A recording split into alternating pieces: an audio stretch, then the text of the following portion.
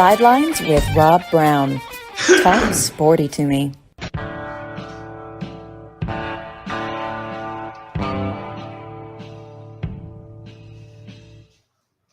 All right, good morning. Rob Browne here with you on this Friday morning. What a great day we've got ahead of us. Mitch Davis joins us here in the first segment. Mark Hamm will be checking in as well. We've got a lineup. It is stacked. Brenden Martin checks in from down in Gainesville. We're going to talk about some cool things going on in the podcast world and video and streaming and all like that. He is absolutely an Einstein on that, like Nigel. So then we've got just double power team on here. Andy Humphrey checks in from Columbia, Missouri, covers the Missouri Tigers, KTGR, also covers the St. Louis Cardinals very closely. But more, we're going to be talking about Missouri. They're off to a 3-0 start. Unranked they are. We'll be talking with him. Hour number 2, Bo Carter joins us, National Football Foundation out in Dallas.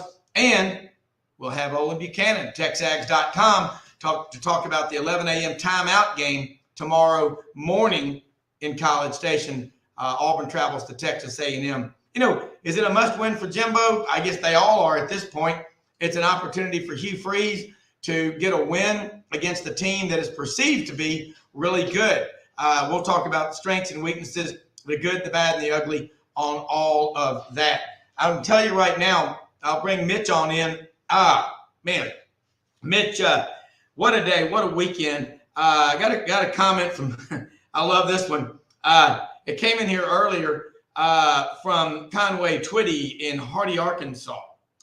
How many TVs can a man buy for this weekend? Is this the Megalotron football weekend for men and women who love college football? And there are millions of them. I would think this is, it's that on steroids, Mitch. Rob, thank you so much for having me on. It's always an honor and a privilege. Audrey, come here. Come on. Audrey. It's always an honor and privilege to come on and talk SEC football. Busy weekend ahead. We've got Mississippi State playing South Carolina, Alabama, and the Saints and the Packers. So it should be a really fun weekend. I would recommend anybody to invest in YouTube TV. YouTube TV. I hate it because I can't see them. YouTube TV is going to be the way to roll this weekend, where you can multi-screen. I'm going to have 2 TVs set up with 8 streams. You can put 4 streams on each TV. So 8 streams will be going all times this weekend because Mississippi State is on the road in Columbia.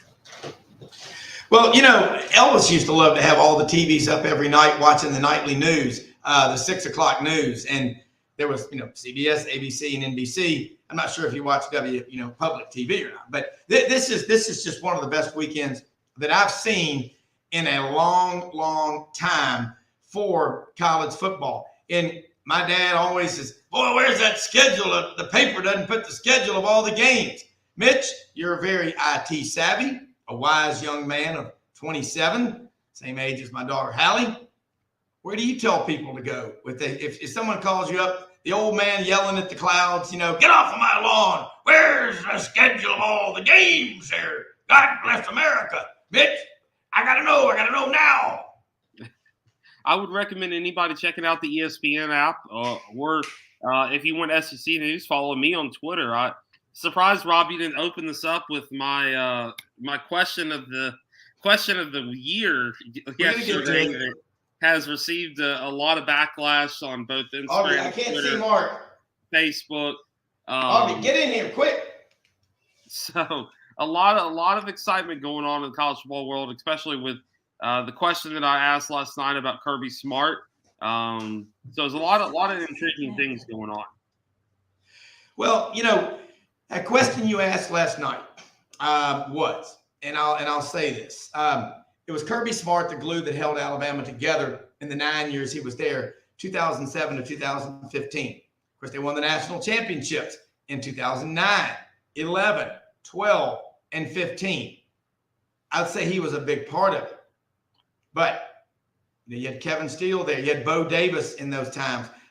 You had Jeremy Pruitt. I don't care what anybody says. He's the best defensive coach alive, college or pro, in America today. Again, He took the fall for a lot of stuff, I think. I think history will prove he's coaching football, I think, with his dad in North Alabama. Yeah. But those guys, Saban's staff now has 4 guys who were on the staff with Will Muschamp at South Carolina. That didn't end well. Nick Saban can get anybody he wants. I don't think he's got the best staff at Alabama right now. No. And the thing about it is, Rob, and what I forgot to put in there was I hate this because I'm looking down. The loss of Scott Cochran and the strength and conditioning. And when you look at Scott Cochran and what he was able to do at Alabama and now what he's able to do at Georgia, Georgia has far few less injuries than Alabama. And I think that goes to the conditioning of Scott Cochran and what he was able to do at Alabama now that he's at Georgia. Between him and Kirby Smart, it's really hard to disagree with the fact that they were so instrumental in building that Alabama program. But Rob, there's some big football games, especially. Mark doesn't understand. He's got a new link. The state of Mississippi has some big football games this weekend. You've got Mississippi State traveling to South Carolina, and Ole Miss traveling to Alabama. So a lot of good football on this weekend for the state of Mississippi. It is. You go back to October 4th of 2014. That was the weekend Texas A&M came in as a top 5 team to Starkville and was beaten soundly. And then, of course, number 1 ranked Alabama lost 23-17 at the Vault. So that is a problem. Mark can't start chatting. He doesn't realize he has a new link. You got to watch this stuff. God damn it. But anyway, I can tell you right now, there is this football weekend. This football weekend that we've got going on, it's as good as it gets. Now, talk about that Ole Miss Alabama game. Your thoughts? So Ole Miss Alabama is going to be an intriguing matchup because we heard that Jalen Milroe was going to be the starting quarterback for Alabama. If Ole Miss has an opportunity this weekend to get a massive win over the Alabama Crimson Tide, they have the opportunity to go in there to get the win, to kind of plant the flag and say, hey, what Lane Kiffin is building here in Oxford is working. What Jackson Dart has done in the offseason is working. I'm not 100% sold on Jackson Dart. I haven't seen him in person play. It keeps coming up, devices not connected. Mark's got to use the new link. I know, but last year I watched Jackson Dart play several times. I didn't think he was an elite quarterback. I didn't think Jackson Dart was a quarterback that everybody makes him out to be. But this Alabama game is very intriguing. I think the most intriguing matchup of the day in the state of Mississippi for us here in the SIP is going to be Mississippi State at South Carolina, especially after what happened last week to Mississippi State. The disappointing loss for the Bulldogs, the way that they came out flat, the way that the Bulldogs didn't have any life in them. I fully expect after that players-only meeting on Monday from Will Rogers and other senior leadership that the Bulldogs come out ready to kind of fire away a little bit and get ready for the game on Saturday night there at Williams-Brice Stadium. Well, look, we're going to get some thoughts on this stuff. We're going to have a hell of a roundtable going. We've got Brenden Martin. This is the son of the Oracle of Ocala, Buddy Martin. Brenden Martin, right? The Oracle of Ocala. That's what I'm calling him, Brenden. This is Brenden. Now, he has got his background is amazing. Growing up all over the country, being the son of Buddy and his late mother, Joni. And it just the incredible thing about him, your background, and he's going to be working with us on this show. Better production, YouTube, streaming, how to do all this stuff better and better, and like what Nigel does. And Brenden, you and I were talking yesterday, and Audrey, one of the coolest conversations I've ever had. Mitch is 27, so he's grown up with a smartphone in his hand. So this stuff is pretty much the norm. And I want you to talk about, if you could, Brenden, what's going on in the world, because I don't see Megyn Kelly rushing to get back on TV. I don't see Tucker Carlson rushing to get back on TV. The home of free speech, where the First Amendment is ardently and fervently revered and protected at all costs, is the podcast. And Brenden, let's talk about it. You do a great job. The Buddy Martin Show, 6 days a week. It's on YouTube. But I'm telling you, I can't see you right now. But there's just a whole lot of stuff happening. And kind of tell us where you think we are and where you think we're going. Well, first of all, I'm proud of you guys for what you've been doing. I think it's, not an easy undertaking to do for anybody. I'm gonna kill somebody. And the frustrations and things that we have when we're trying something new is difficult. I think people think it's a lot easier than it really is.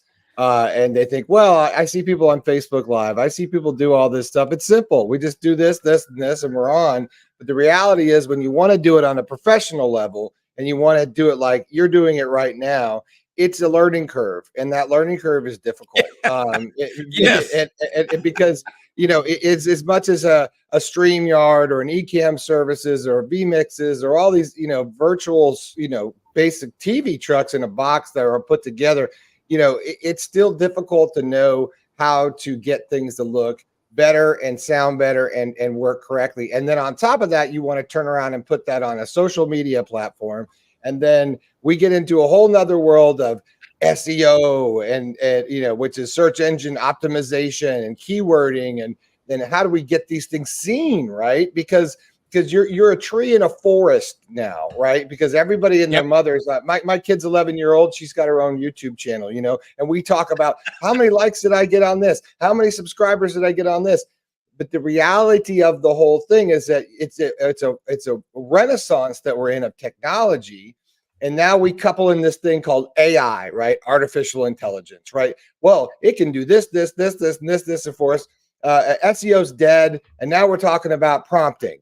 And what does that mean? And what's that look like? And everyone thinks it's so easy, but it's not that easy. So to answer your question, and I thought it was necessary to sort of reference that prior, is that the world of Tucker Carlson, the world of you name it. Look at the litany of people that have been laid off from ESPN.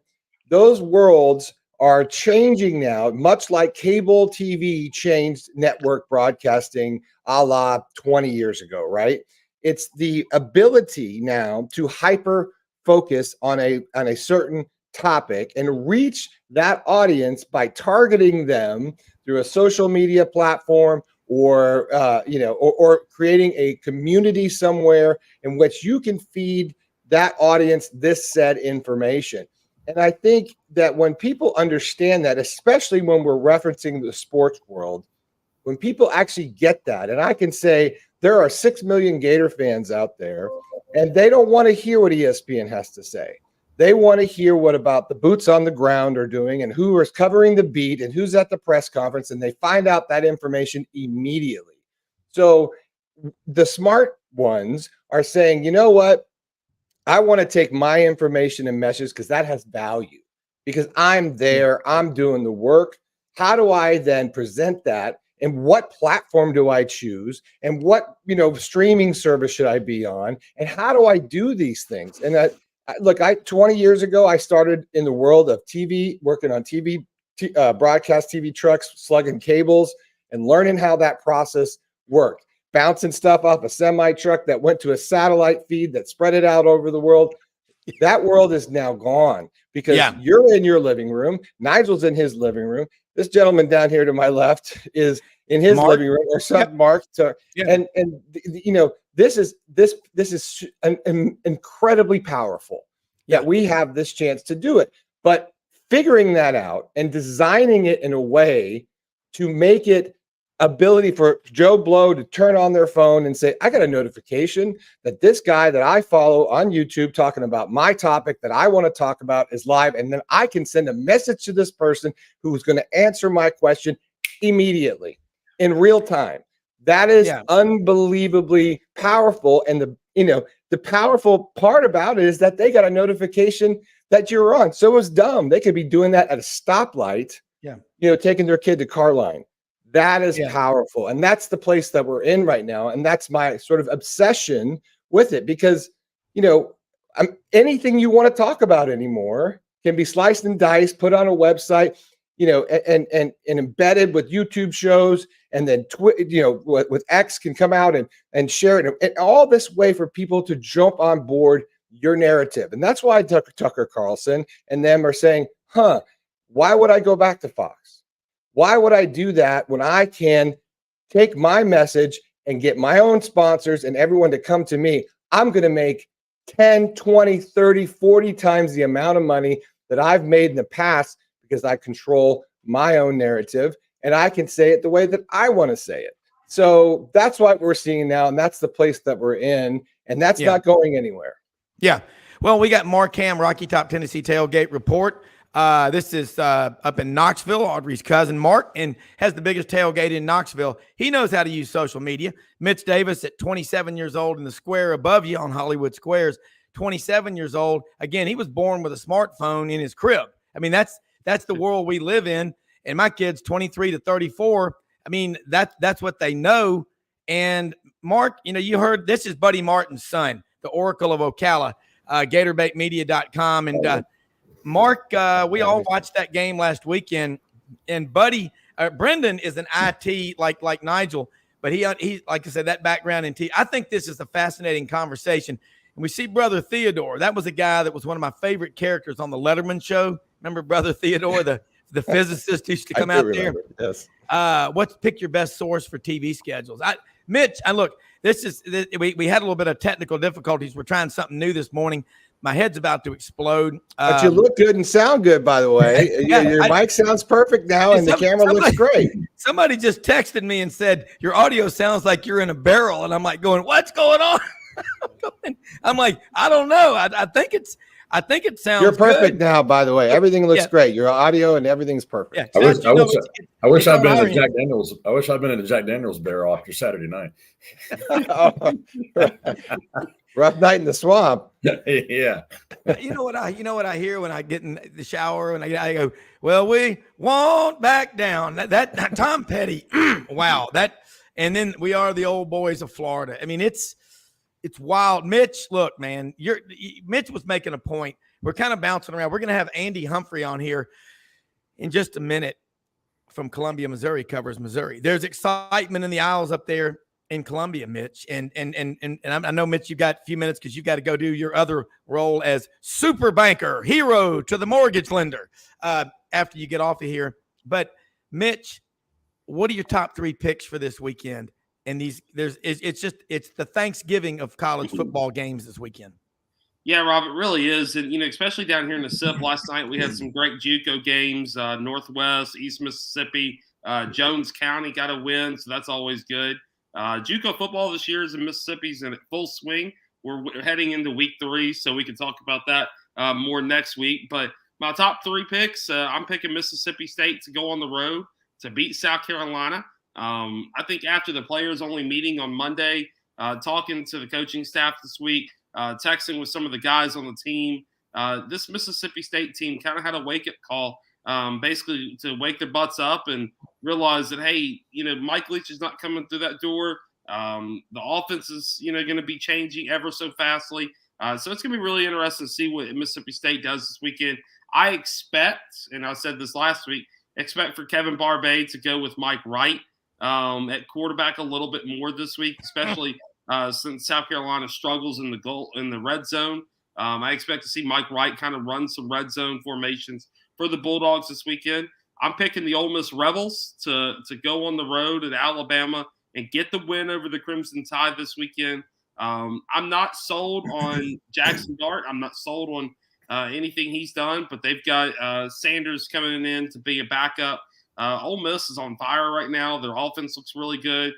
Defense is, a little sketchy at times, but I do have Ole Miss because Alabama just hasn't proven it yet. Ole Miss going on the road to get a win over Alabama. And then the third, I think it's going to be really interesting to see what happens in Nashville between Kentucky and Vanderbilt. This is a Kentucky team that has not looked the best. They've looked like Mississippi State, but they've played Akron. They've played some lesser Eastern Kentucky. This is a Kentucky team with a lot of question marks. They're going on the road to Vanderbilt. This is a Vanderbilt team that has not found their identity. Last year, the Commodores beat the Wildcats and kind of their, planting of the flag. Hey, Clark Lee's our head coach. This is where it's our identity. It's going to be a tough game for the Wildcats. It's going to be a tough game for Kentucky to kind of get that wake-up call to go in the SEC play and go, oh, my God, now we're having to play real competition. Because looking at next week, on September 30th, Kentucky has Florida coming to town for an 11 a.m. kickoff or a noon kickoff there in Lexington time.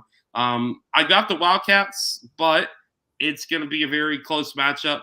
And to your guest's point about cable, by the way, I want to say I pulled the plug, and my wife and I are now doing YouTube TV, which is fantastic. We made that move on week one. It's $86 for 4K for all the screens, and I paid $150 for Red Zone because I'm a big Saints fan. So for all your listeners, I would definitely encourage YouTube TV, and it's a great product. And I think cable. I think Clay Travis made this point the other day that cable is going to be no more in the next 5 years. So why not go ahead, jump ahead of the curve? And I'm trying to get my parents on it. My dad, Rob, is your age. He's 58, 59 years old, and so Dad's a little bit more hesitant to cut the cord with DirecTV. It's easy. Let me tell you what. Cable is so expensive. Mark Hamm over here, Mark and I both, his neighbors and my neighbors both keep the blinds up till late at night. We just watch through the window. Mark, you pulled the cord years ago, didn't you? Absolutely. I can't afford anything up here right now. This inflation's killing me. Yeah. I mean, Brenden, did you see this comment? Tech guy with a personality. He's going to be a billionaire. Just let me manage your billions, Brenden. I mean, no, it really is. I mean, hey, Mitch, I like what you just said. And we're trying to get, hey, Brenden, we're trying to get my 88, 95-year-old parents to go streaming. And I'm like, you're paying this service right now with internet. It's like $250 a month. We could cut that by more than 50%, And they're like, Brenden, they're listening right now, Bob and Shirley. Brenden, sell them on streaming and why this is the future in TV and sports watching. It's first of all, I'm encouraged by it, but at the same time, as I know how big industry is, and eventually they're going to lure us over to YouTube TV, and then about 5 years, YouTube TV is going to be probably as expensive as we're spending on cable TV right now. But right now is the time to get in, because learning how to navigate and find these things is great, and getting access not only to what the networks were offering before, but then you get this other side that we were discussing before about these influencers and different people. So you get a different perspective. You get to drill down on just one thing, again, hyper focusing on what it is. But it all your TVs and smart TVs come loaded with this stuff, and smart, they call it bloatware, where YouTube is on our phones when we get it now. It's already installed on our TVs. And then, like me, I actually, because I have to have, we don't have a fiber running around Ocala that's getting put in. I have to have Cox cable. So I still have the cable, so I have to do all the streaming that's necessary. Yeah. But, I still don't use the cable service. There's no more going to the grid. If you missed something, it's just, I'm going to remind myself.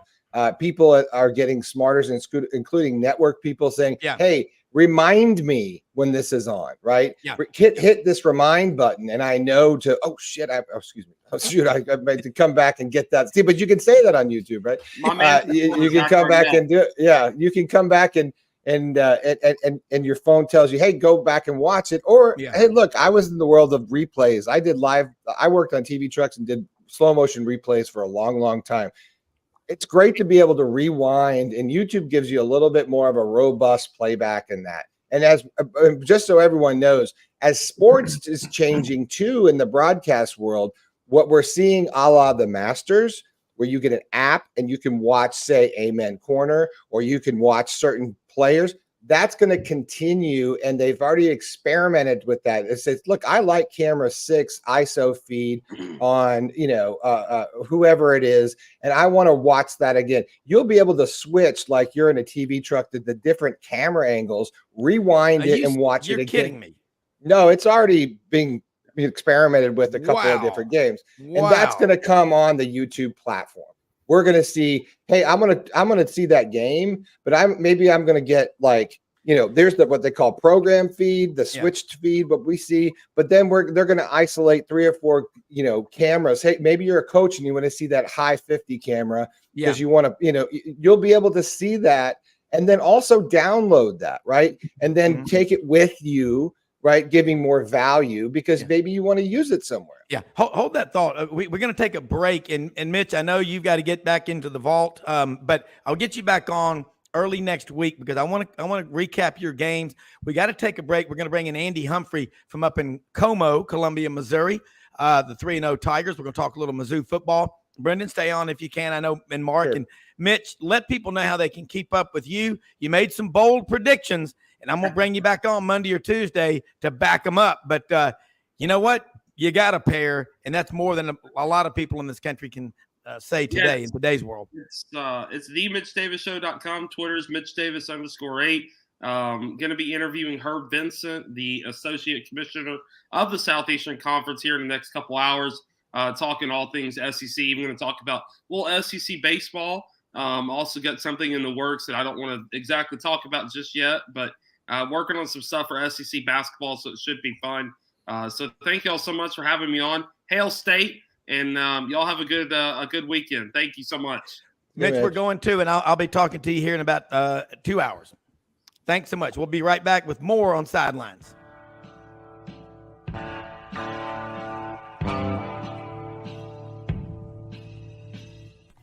Red River Ford and Toyota, located in Wynne, Arkansas.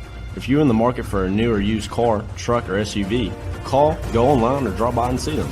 Located 45 minutes from Memphis, go off the 4-city exit on I-40 and go north about 15 minutes on Highway 1. Easy to work with and still believe in customer service. If you live out of town, they will deliver your vehicle to you. RedRiverFordToyota.com. Just see what they can do.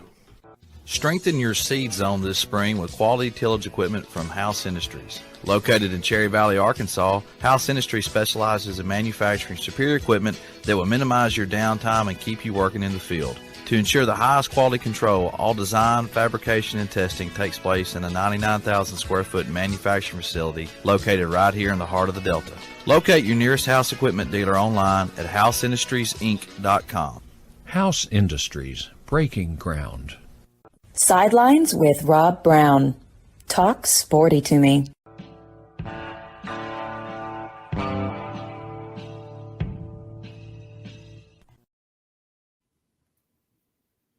All right, Rob Browne back here with you. And Brenden and Andy Humphrey is up there. KTGR, Columbia, Missouri. Missouri 3-0. We got Rocky Top, Tennessee Tailgate Report. Mark Hamm from over in Knoxville. Mark, see if you can get in a chair to bring you up a little bit. Looks like we've cut you in half or something like that. There you go. That's good. Yeah.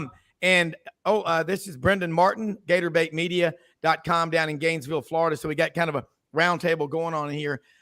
You cover Missouri, you cover the Cardinals. I always ask this question: who's pushing the needle further? You know, the Cardinal fans right now, they're not having a great season, but the Cardinals, the second most tradition-rich program in Major League Baseball history outside of that New York team. And then the Missouri Tigers, great crowd last weekend, 61-yard field goal. Looks like it had a couple of extra yards in it. Were you there? Did you storm the field? How fired up are the people in Como? I was there. I did not storm the field. I was about 6-7 stories up.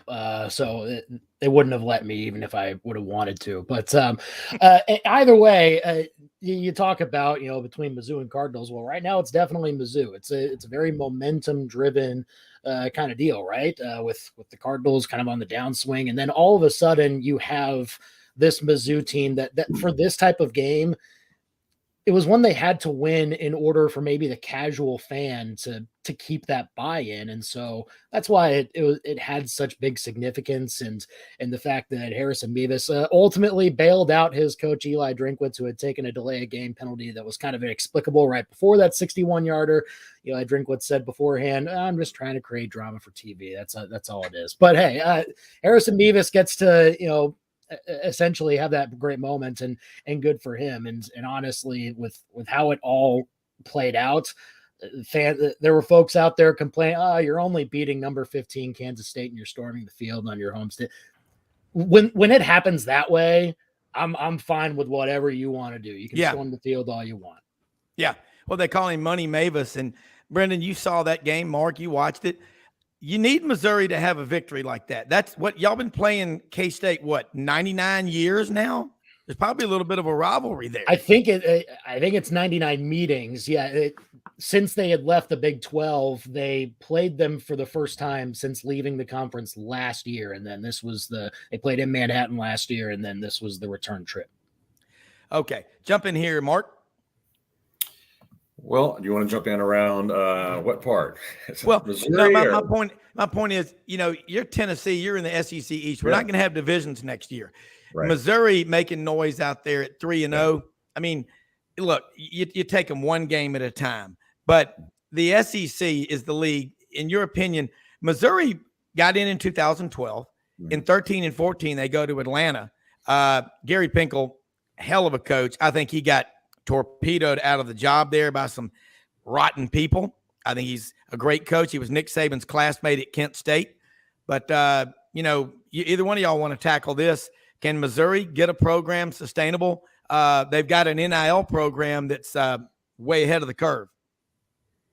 Yeah, I think so. I mean, look at where they're at today. I mean, they brought in the coach. Your coach was from, I think, App State, right? That came in a couple of years ago. And, you look at what App State has done, over the years. I mean, they've been a really kind of been a great team. I mean, they have upset so many people.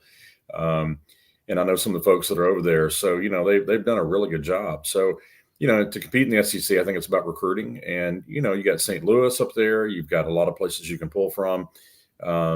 So I think Missouri's going to be great. They love to throw the football, and I think they'll continue to do that. And it's exciting for everybody. But, recruiting is the name of the game. So if you can recruit, if you can go into Arkansas and go down to Texas and, get those kids out of St. Louis, then you probably should do pretty well. Yeah. Brenden. I was thinking just to comment on that. What's great about the SEC always is that it's these great towns that don't have a pro program, right? Mm-hmm. I live in Ocala, Gainesville, but it's all Gator all the time, always will. Creates all these wonderful traditions, a la won't back down, all these things. I've always been a fan of Missouri being one of those programs in the SEC because they have that fan base, right? That really rallies behind their teams. And look, I loved Drinkowitz when he was at App State, and I thought he did a great job. And I love what he said yesterday in his press conference about Brady Cook getting booed when he walked onto the field. I love guys that come out and defend their players fiercely. It's like a Steve Spurrier kind of a la feeling where here you are, you won this, game by 3 points, and then you show up and you take on your fan base and you tell them how to be. That's SEC all day, right? Mm-hmm. That's a coach that understands the SEC, how to coach in the SEC, and how to get his players, riled up to play. I'm not excited for Gators to going in into Mizzou coming up this season. It's not a fun win. Missouri's come into the swamp. I watched them take the Gators out when they first got into the SEC. These kind of teams are what the SEC is about, and I think they're well on their way to being a successful program. And we know NIL is what it's all about, right? And they've got the money. And, and these are the programs to watch, going in the future, especially with the transfer portal, NIL money, because, it really does come down to money. It really makes a difference now because there's all sorts of rumblings of these bigger schools that boosters are like, hey, we're out, man. We don't want to do this anymore. The bag people dropping off, bags of cash back in the day to get these things. These stories, I mean, I've been working on stories like this in the past, and these are great documentaries type of things because now we're having this transference of power. And how do we get, the money and deal with this? Because now it's like what they say, it's legal. Some of these schools have that figured out already. And I think we're going to see that become a major point of contention for a lot of these programs. So Mizzou's well on their way, I think, and they got the right coach.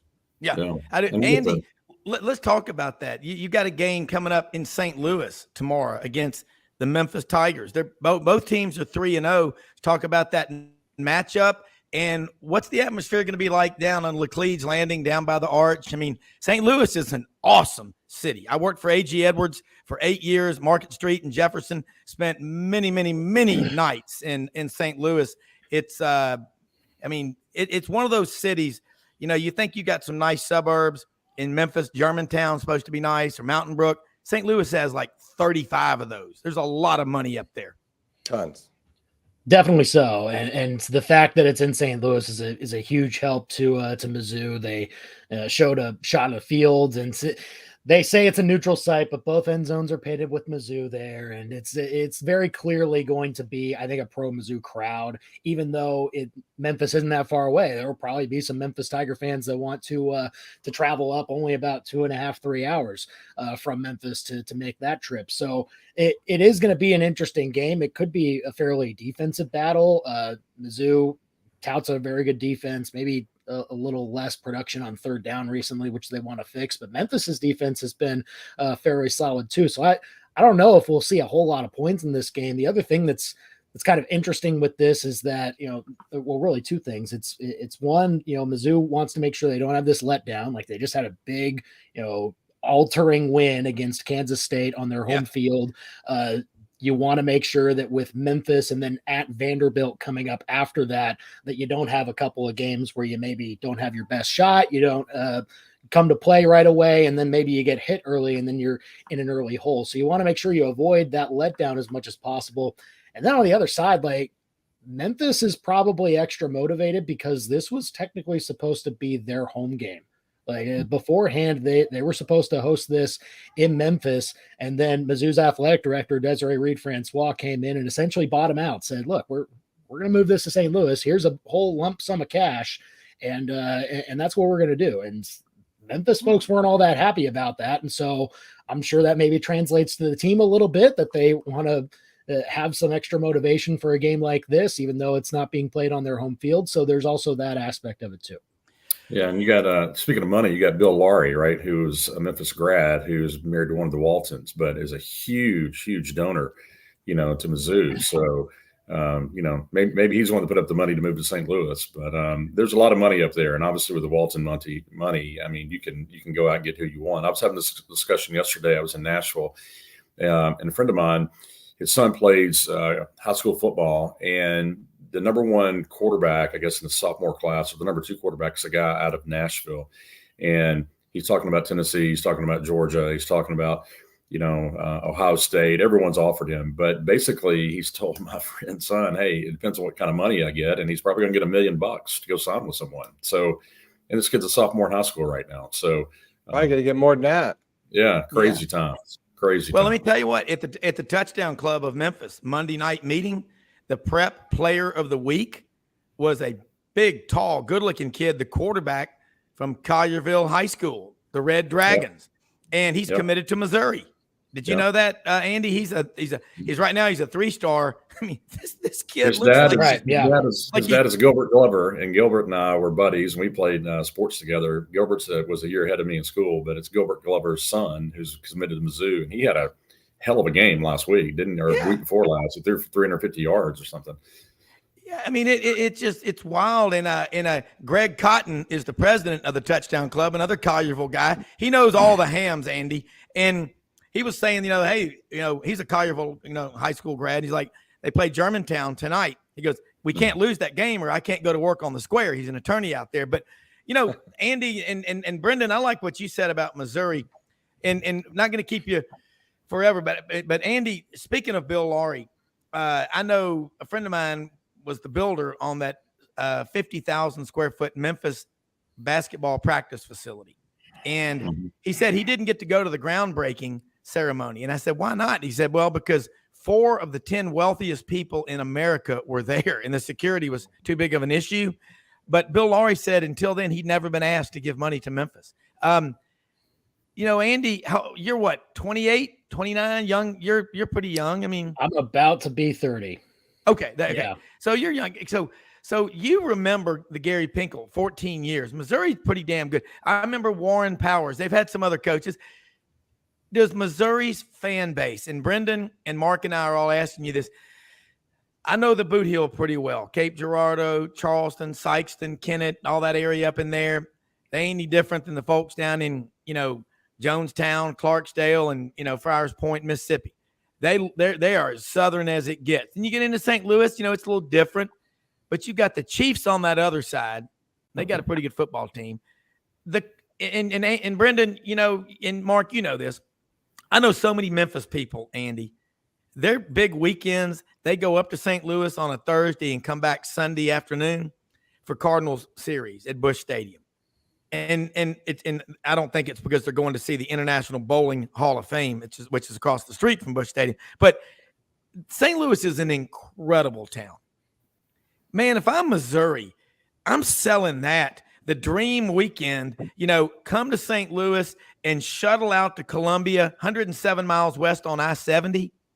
I mean, Andy, y'all got something pretty damn cool up there. Great broadcasting school, great vet school. Every dog in America has to have their hips checked when they're 2 years old at OFA, University of Missouri Vet School. Let's talk about, are they selling it as hard as you think they should? And if they're not, why don't you go work for them and do it? I'll say this, like the fact that there has been an effort to make sure that St. Louis is more part of their marketing and everything like that. And actually this game that they're playing against Memphis, they have billed as part of kind of a athletic department wide effort to get more of their sporting events there somewhere in St. Louis. So you've got the football team, obviously, but they want it for all the sports. Obviously, the basketball team has had a big rivalry matchup with Illinois in St. Louis for years and years. So that's continuing, but they want women's hoops, they want baseball, they want softball, they want almost every single one of their athletic programs to have some sort of competition in St. Louis going forward. That's kind of a new effort that was maybe introduced within the last year or so. And this, the fact that they moved this football game to St. Louis was kind of the driver of that effort. So I would think that there's most likely going to be some more football games coming there in the near future. If you look past to Mizzou's future non-conference schedules, I'm seeing a road matchup for Mizzou at UMass. I think that's Desiree's next target, probably, to maybe see if they can move that to St. Louis instead. So I mean, there's possibilities for the next few years for them to try and keep that effort going. Whether it will actually, keep going past, maybe this current regime of the athletic director, we'll see. But there has been an effort in the last year or so. Yeah. Go ahead. Was that? But Brenden, were you coming in about moving these games? I mean, I think that's what's going to happen in the Pac-10, Pac-12. All these teams having to go across the country. They're going to play in St. Louis. That city's about to be a venue. Yeah, look, my father, Buddy Martin's been talking about this for a long time, and he's been talking about super conferences. Right, this is what we're seeing. Right, we're seeing this.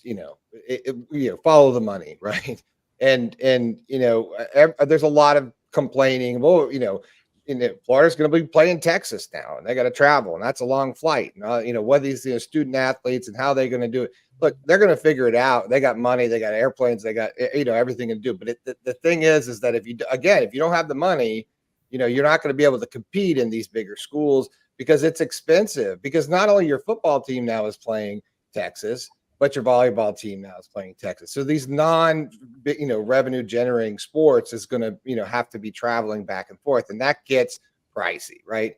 And it's so I think it's I always like progress. Obviously, I'm a technology guy, and so I think this is exciting because we're going to see matchups we've never seen before, right? Who doesn't want to go see Florida and Texas take it on, right? So I'm excited, but I think I understand where the purist is coming from. And, from the person that said, well, this is not tradition. This isn't the SEC. This isn't the classics anymore. And we're seeing these grudge matches now move to, neutral sites, a la the cocktail party, things of these nature.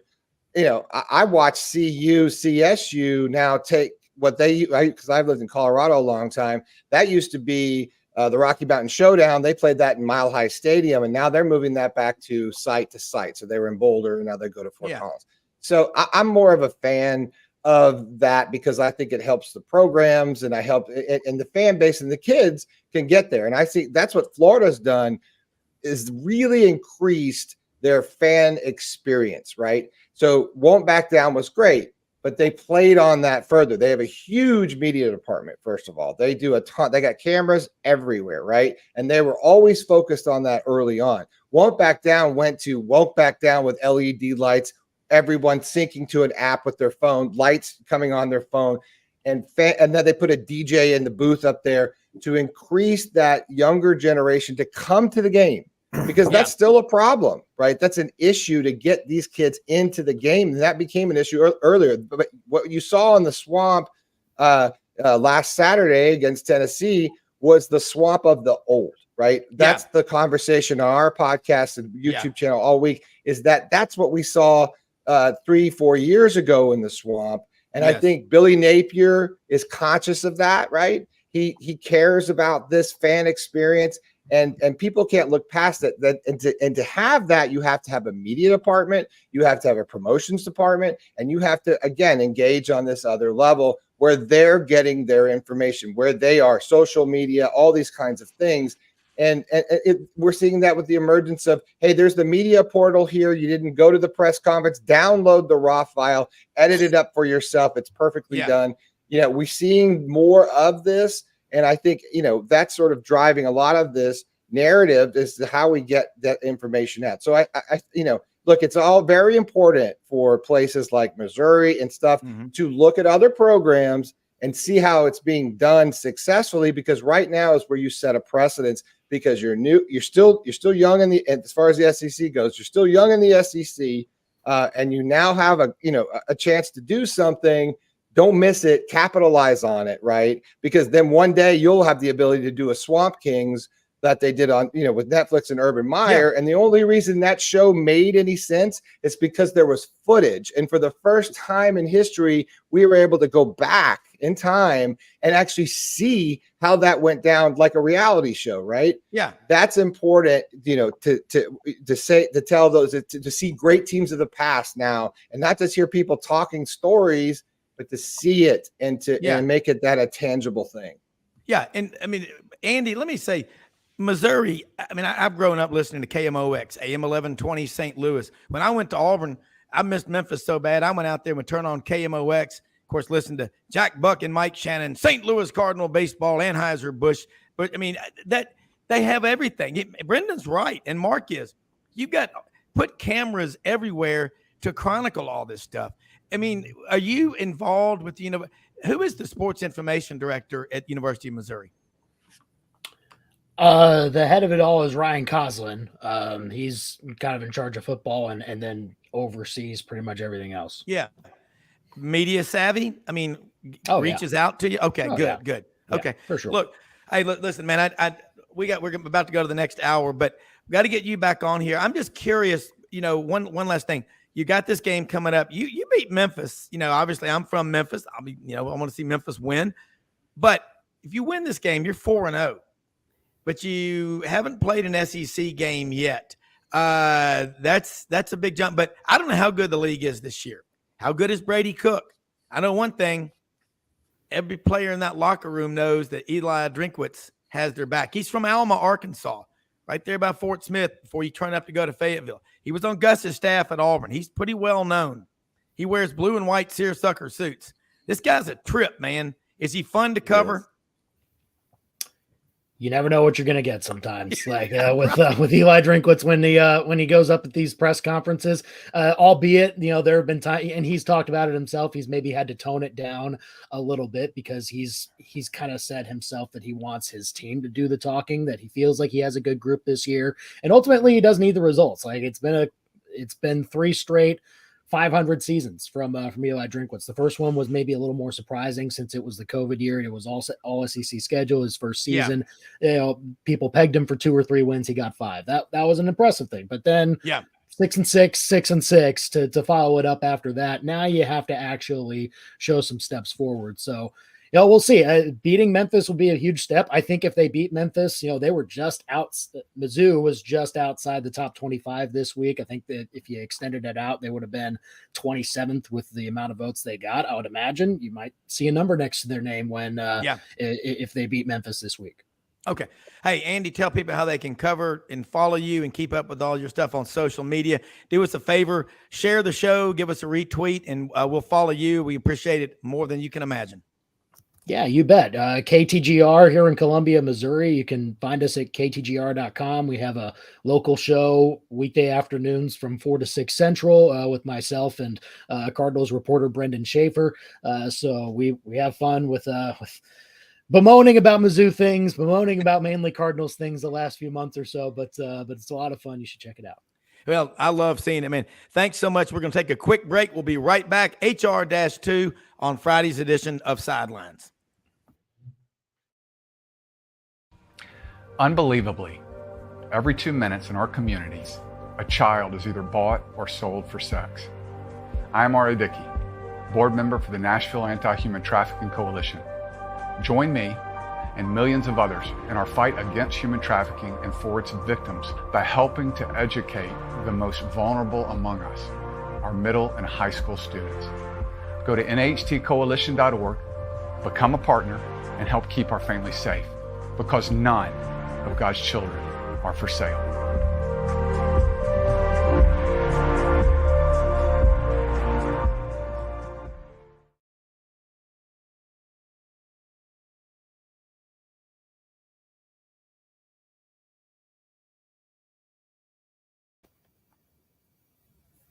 Bring in Bo Carter. We're just going to keep this thing going. Got a wild show. Had a little bit of difficulty this morning. Brenden, thank you so much. Audrey came in, was kind of explaining to me. We had to resend everybody the link. It's been a wild one, but I like what it is. And we had the mics kind of messed up, so appreciate everybody's patience with us. Bo Carter, gentleman, National Football Foundation, former sports information director at Mississippi State for a long time, Vanderbilt alumnus. By the way, I saw a license plate yesterday. It said Tennessee Volunteers Alumni.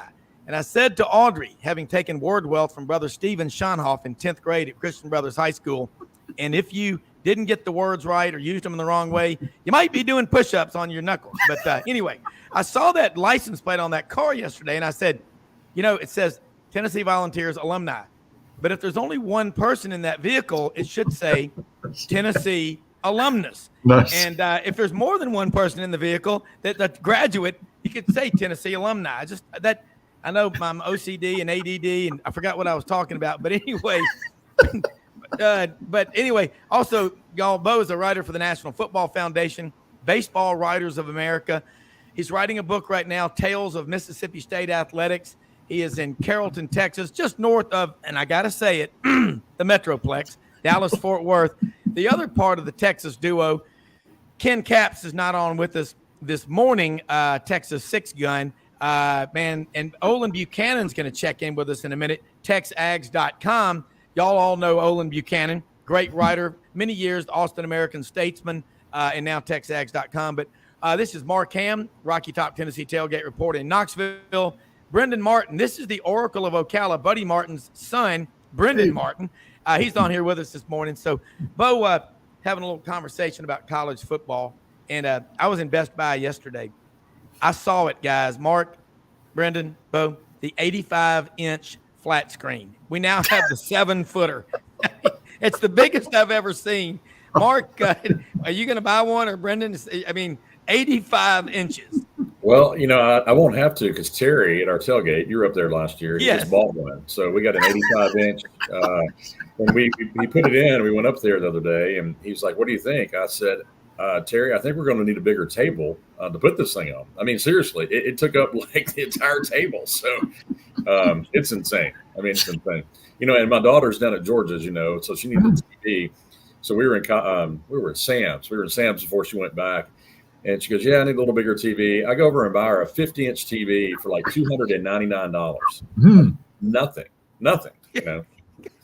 I get text from Best Buy 6 times a day, guys, about, they're giving away flat screens. And, what's fun to do is to go over to somebody's house who's got an old humpback TV until you have to move it. And it weighs 200 pounds. 2,000 pounds. 2,000 pounds.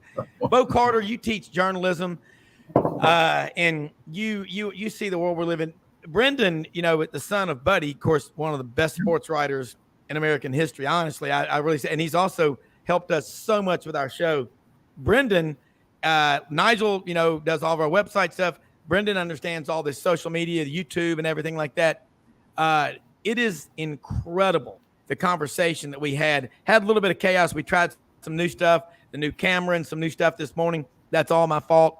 Anytime something goes wrong, it's my fault. When things go right, it's Audrey's. It's because of Audrey. That's Mark's cousin, like her sister. So, and Audrey always is right. I'm just going to tell you.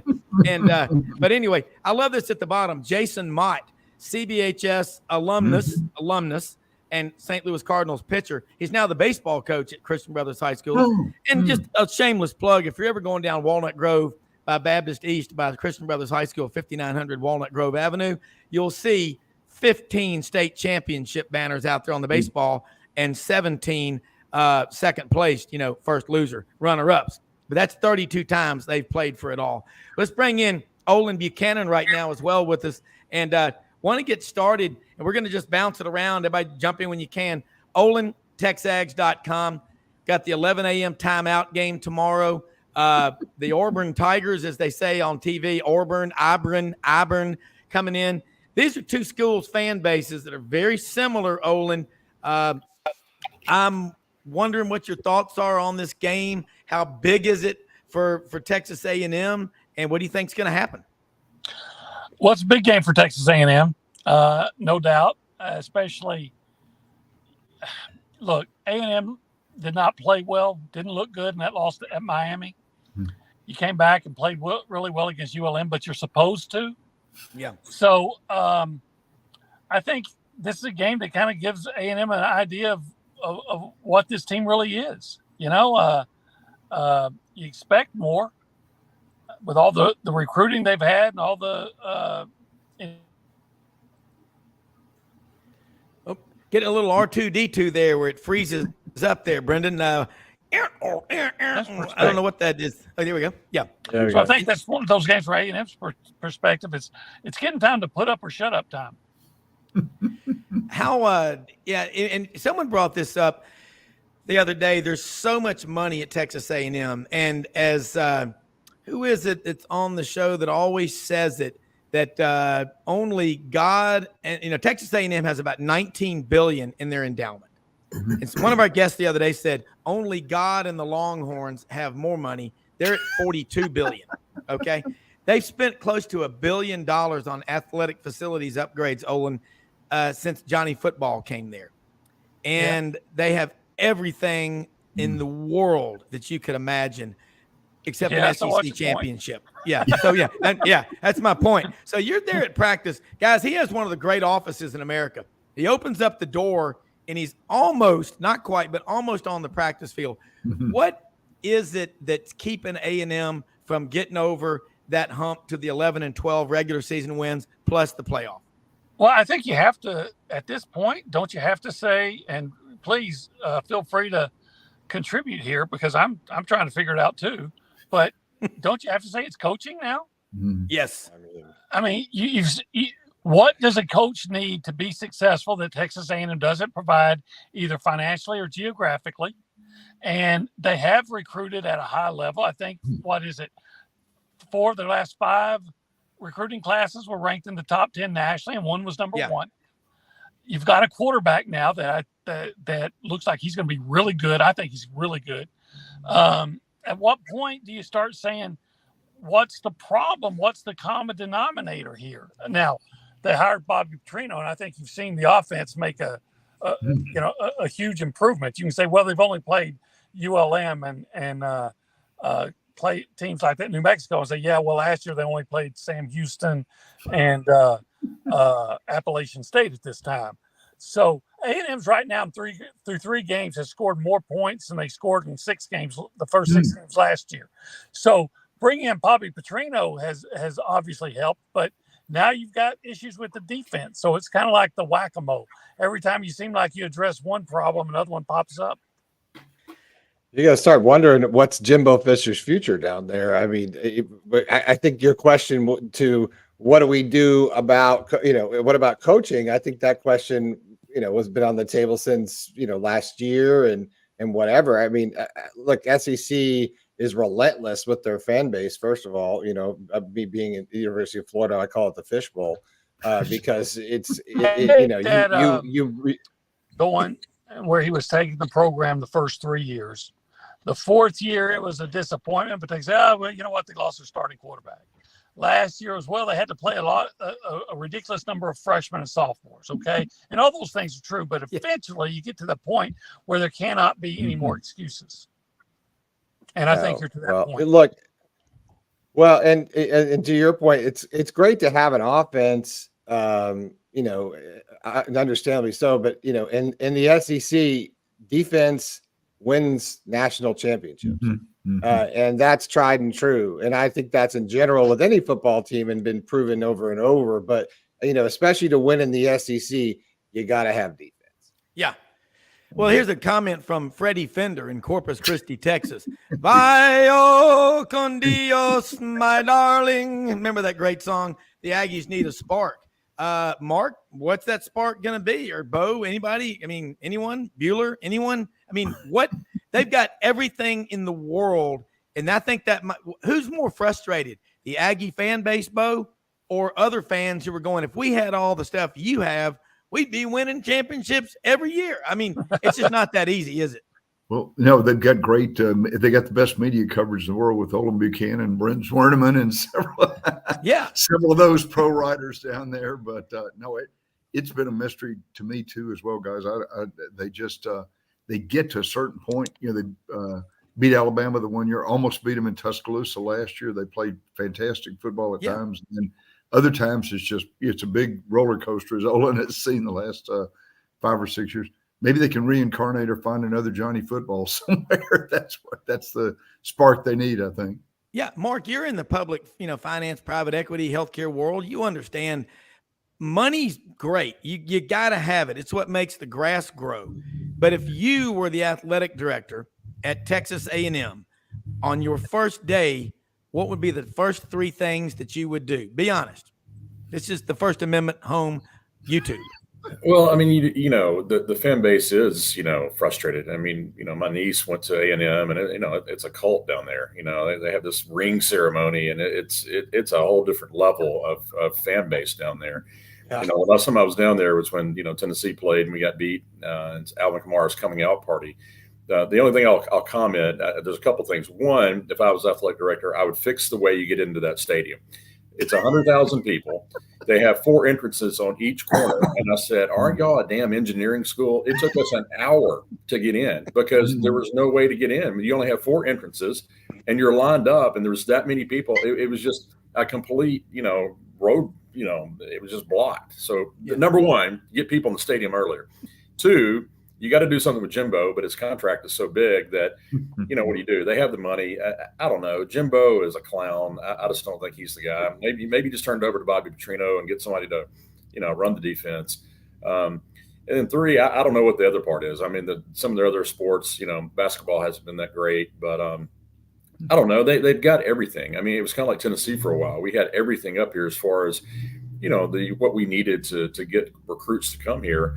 And then NIL obviously has changed that with the money, but you just got to get a good coach, and it's tough, and everybody wants to win. But when you play in the SEC, and we're going to have even more games next year, you got to have somebody that can get it done. And I just don't know if Jimbo's the guy. I really don't.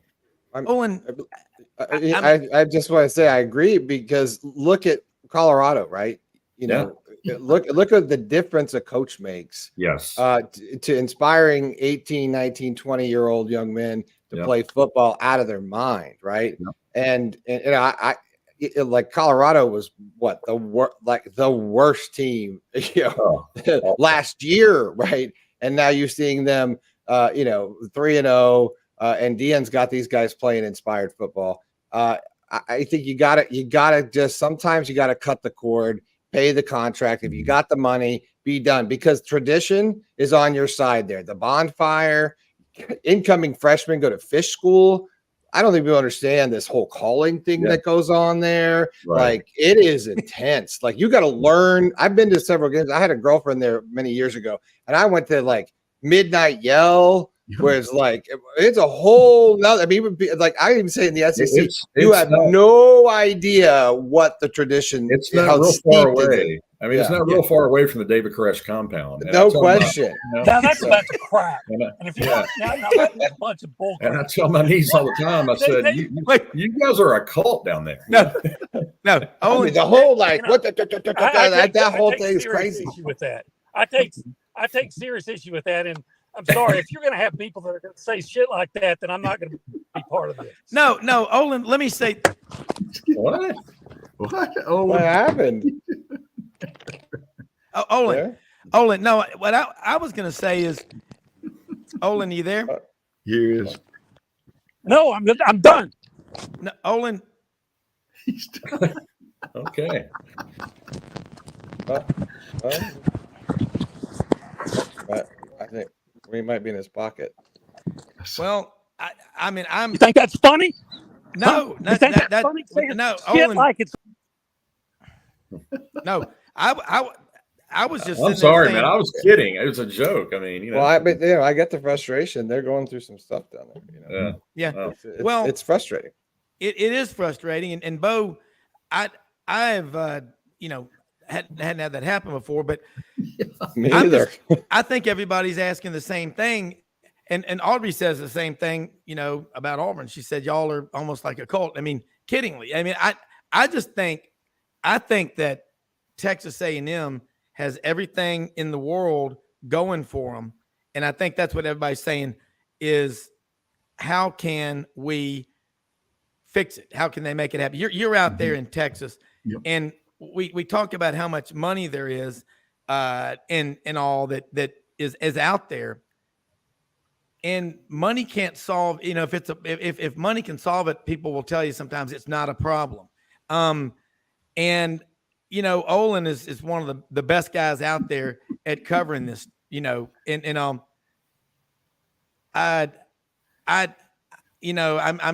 telling you, I did not. I can't. I feel terrible. That Olin's that upset, and my apologies to the Texas A&M people. I mean, I was kidding. I have a niece that I mess with, and obviously, if I went over the line, my apologies. It wasn't directed. We talk smack like this all the time. So again, if I said something to offend anyone, my apologies. I think you probably can chalk this up to the fact that he was hearing about every 10th word. His connection wasn't that great. And I'm serious. And what he might have thought he heard was probably what he didn't heard. And he certainly didn't see the inflection that was going on. And he was certainly joking. And honestly, you got to have thicker skin in the SEC. Look, hey, Tennessee, Florida, come on. No, I mean, my God, it's like we have hate week. We have Tennessee hate week for a week, a whole week. We've had losing season for 15 years. Believe me, it's not. Listen, being a Tennessee fan, believe me, I get it. I've had Rocky Top sent to me in so many different versions. I don't even know what it is. And look, I picked Tennessee to win. You know how much crap I took this week for picking Tennessee to win, because I really thought you all were going to come up and play and come in and be Joe Milton was going to come light up this entire Florida Gator defense. Look, I've been critical of Billy Napier and what's been going on there. When they went into Utah and couldn't even line up right, couldn't even get the right men on the line of scrimmage. So it's part of, I think this is what I love what we do, right? It's sport, right? It's what it's not, we're not talking news. We're not talking all this other stuff in a sense. And part of it is like say, and this is what's great, I guess, in the SEC and anything else, but in rival school, whatever. This is the fun part. I work in social media, right? This is the fun part. This is what we do, right? We make fun of each other. You can make fun of Florida Gators a billion different ways, right? Like, Let me make fun of Tennessee right now. God, I hope we can fix it. Olin texted me, never call me again. I'm like, holy cow. I feel I just think he needs a Celsius. Man, maybe. well, let's take Tennessee, Rob, let me say this. At Tennessee, you wear the orange jumpsuit. So you go to the games on Saturday. You go hunting with it on Sunday, and on Monday you go back and pick up trash. Okay, and wait. Can we talk about the overalls with no shirt on? Yeah. Like that's what I want. The checkerboard, that. Let's do it. Let's take a quick break. We're going to be right back. We got the round table going here on Sidelines. Bo Carter, Mark Hamm, Brenden Martin. Right after this.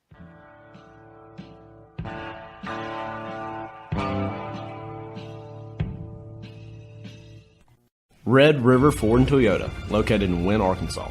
If you're in the market for a new or used car, truck, or SUV, call, go online, or drop by and see them.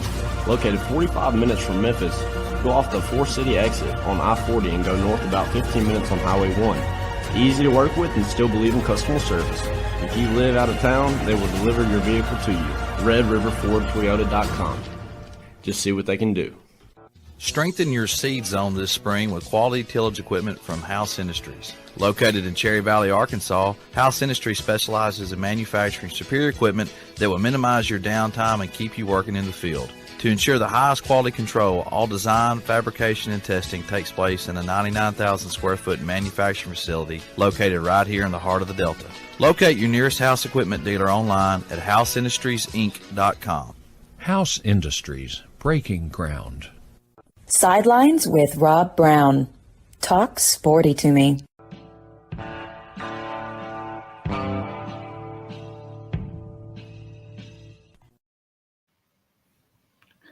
All right, Rob Browne back here with you.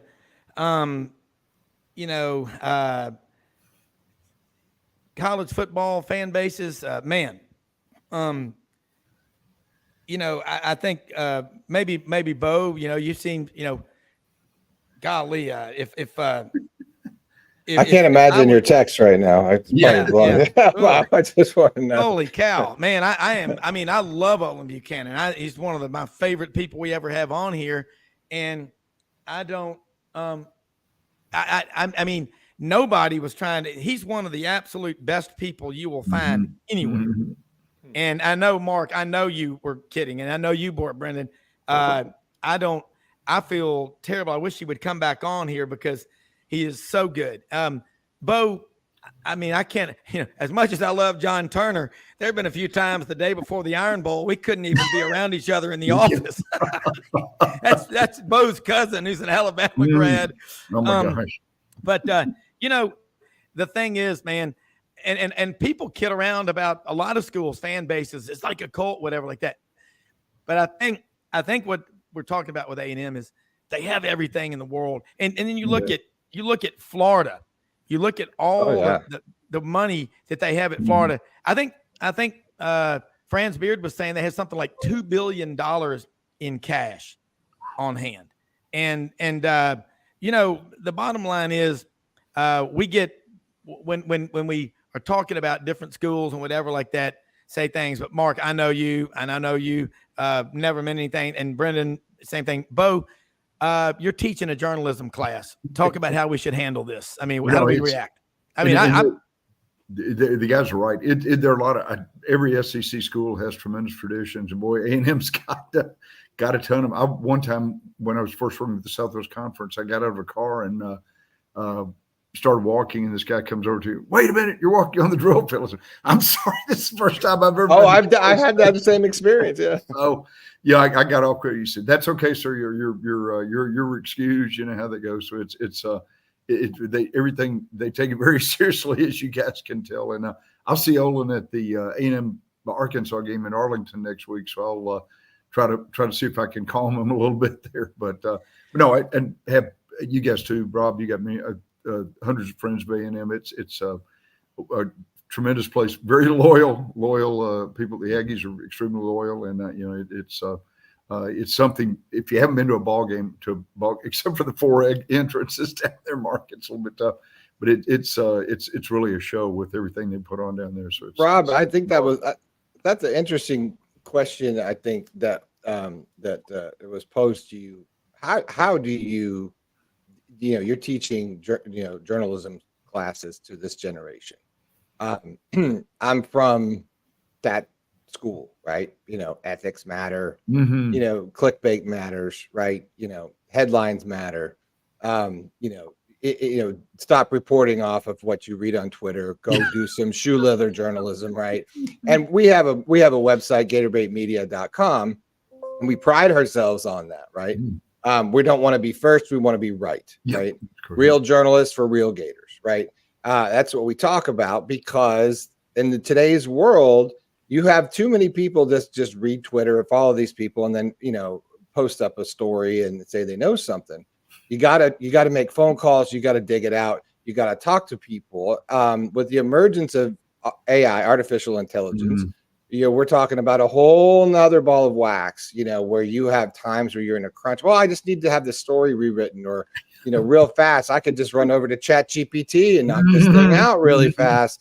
But, we don't do it, right? So we say, okay, well, let's call the interns. This is good stuff. This is an opportunity for you to learn something. How is that landscape for you now? Sort of dealing with a lot of this new school world of digital media.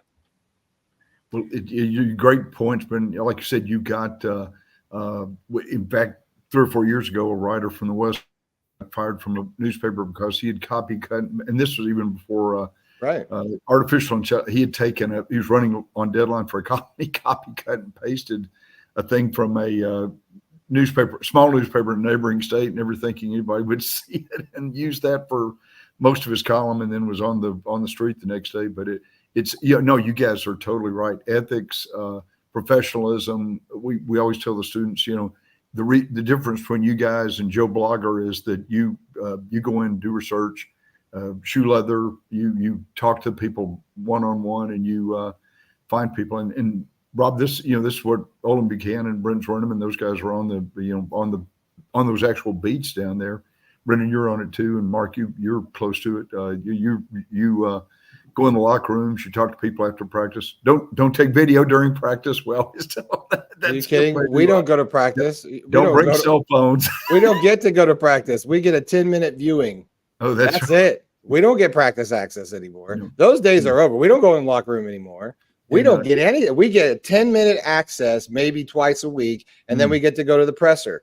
That's it. That's all we get. And that's different to talking about my dad's time, and not even a lot of it where you went and played poker with coaches and you talked about schemes and what are you running this year. Those days are over. So I get where some people are like, reporting is hard, but because of that access, right? And you can't talk to players without going through the SID anyway. So it doesn't even matter, right? They can't take a quote, right? So we deal with that a lot, right? And it's a difficult landscape, but it doesn't mean that you can't talk to, say, recruits. And I teach that a lot. Start getting relationships with people when they're younger, right? Start, because it's an opportunity as they progress in their program to, be able to have this sort of relationship down the road with that player, because that access to the player. So we rely heavily on interns that are juniors and seniors in the J school who actually, hear things and that's where the story comes from. So I tell them all the time, this is an exciting time to be a young journalist, because you have the first time we're seeing the change in college football that we'll never see a change like this ever happen again with the NIL and with the transfer, coupled with the transfer portal. You have the opportunity to write a story that's going to hit national media because you have access. And keep your, keep listening to what's going on, because those people are invaluable to a media entity who's covering the team or whatever, because we don't get any more information. And so we rely heavily on those kids and but ethically, right? Because we still have to follow the rules. The UAA is still going to say you can't, interview this, you can't interview that. And I think that's when it goes to, but I can interview your girlfriend. I can talk to so-and-so, I can look at and I can go, and I know how to find you because you're on Twitter, you're on social media. So, utilize these things. And then instead of having ChatGPT write your column, use it to frame an outline, right? Or make a graphic, use these as tools, right? Because these are the tools of the trade now, and and be a backpack journalist. Take your phone out, take a video, add that to your story. These are opportunities to do these things, and I think I love sort of the flipping the script on a lot of these things, because kids are coming. Well, we don't have access. We don't have this. I said no. I disagree, and because now's the time, and we were talking about this earlier with Rob, that you don't have to go work for ESPN. You don't have to work for CBS. I say, get your YouTube channel now, start getting on the air, get your chops, be this all-in-one reporter that is willing to, talk about your column, learn how to promote yourself, get on Substack, push this, you have the ability to do that for free right now. What an awesome opportunity for you to do that. And I, it's a great time, I think, to be a young journalist. Yeah. And I mean, Mark, along the lines of what Brendan's saying and Bo's saying, a lot of the young journalists, if that's what you want to call them, are limited to 600 or 700 words in a column. I mean, sometimes, Bo, it takes 3,500 or 4,000 words to make your point. And we know about the great writers, Jesse Outler, Furman Bisher, Buddy Martin, damn one of them, and Franz Beard's daily thoughts or show prep for every show. And I mean, I'll tell you, honestly, which I always am, what they do at Gatorbait Media, that's a launching pad for a lot of careers. Yeah, it has been. That they have trained. Laura Rutledge was an intern for them. Y'all seen her? She's on TV sometimes. And look at all the Gators. Aaron Andrews is another one. I mean, I think what we're seeing, and I'm going to tell you, like Olin Buchanan, I love that guy. And I am. I mean, and Mark, I know nobody meant any harm by that at all, ever. I mean, we're kidding around about stuff, and I mean, and us hillbillies up here can't even read. We don't even wear shoes. So I mean, I mean the stuff that Allbarn, the Barners, oh my God! I mean, I asked a question one time to Paul Feinbaum at the Touchdown Club in Memphis, and he goes, "Hold on, I think Albee has a question over there." It's just, yeah. So I mean, look. Olin, we want Olin to come back on the show. We're having fun. And you get Florida State and Florida fans together. Oh my God. And now when you bring up the Miami Hurricanes, that's a whole nother deal right there. Yeah. I get batteries thrown at me in the sidelines. I go to every game I watch the sidelines and take photos and video. I get batteries thrown at me sometimes, and that's the dope. But I got a ton of respect for Olin Buchanan. He is so good, and I want him back on this show. And I feel, look, I'm responsible. It's on me. And nobody meant anything. But I will say this. The fans of these schools are so passionate. And I want to switch gears. Deion Sanders. I don't know Deion. I think there's two Deions. It's like my son Wilson said. He's a shy country boy from Fort Myers, Florida, in a lot of ways. And I'm always wary of people that tell me what a good Christian they are, because I'm like, but my back up against the wall. But he seems like he's trying to do a lot of things right. But, I don't know him. I don't, people have different opinions of him. But if he's doing one thing, he's getting a lot of eyeballs on college football this year. And last week, after, watching the Tennessee-Florida game, we stayed up and watched Colorado State, Colorado. And Deion is very media savvy. He was doing this stuff, y'all, NIL back in 85 to 88 when he was playing at Florida State. And I remember him pulling up to games in a limousine. Brendan, you're probably too young to remember, but I mean, I remember. Oh, I'm not. Shoot, I'm 50 in okay. 6 so months. Auburn, I remember all Auburn's that stuff. Yeah, Showtime. Auburn. If Auburn loses the earthquake game to LSU in 1988, 7-6. Yeah. And so instead of playing Notre Dame for the national championship, Auburn goes to the Sugar Bowl, New Year's Day, 1989, playing Florida State. It's 13-7. Quarterback Reggie Slack out of Milton, Florida, right there off I-10, throws the ball to Lawyer Tillman from LaFleur High School in Mobile, number 85. It's a perfect pass. Out of nowhere, Deion intercepts it. And all night long till about sunrise the next morning, we got pretty liquored up, walking around the French Quarter. Every time Florida State fans would come up and they go, "Excuse me, sir, what time is it?" I'd look at my watch and they go, "It's prime time." Oh, it was horrible. It was so bad. But look, he's getting people. There ain't been this much excitement in Boulder, Colorado since they legalized marijuana. Okay.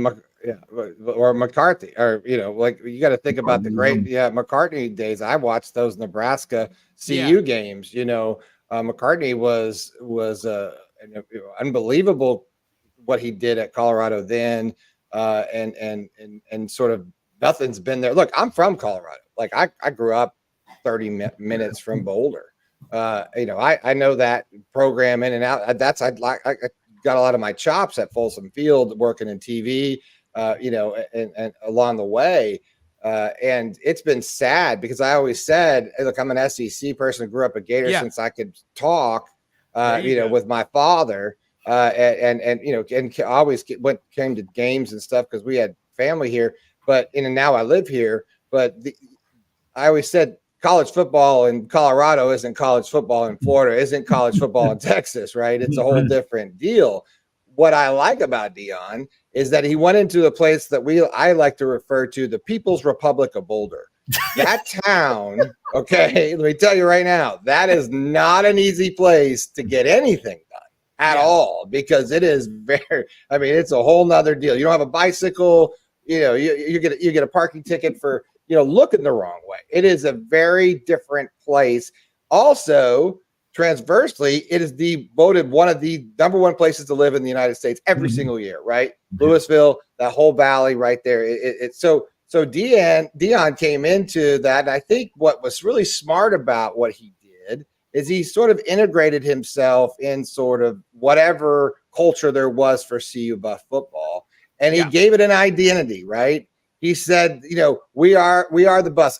And then he did the typical thing where you go, rah, rah, I got my Louis with me and I'm doing this whole thing. And that's Deion, right? But he never changed his personality.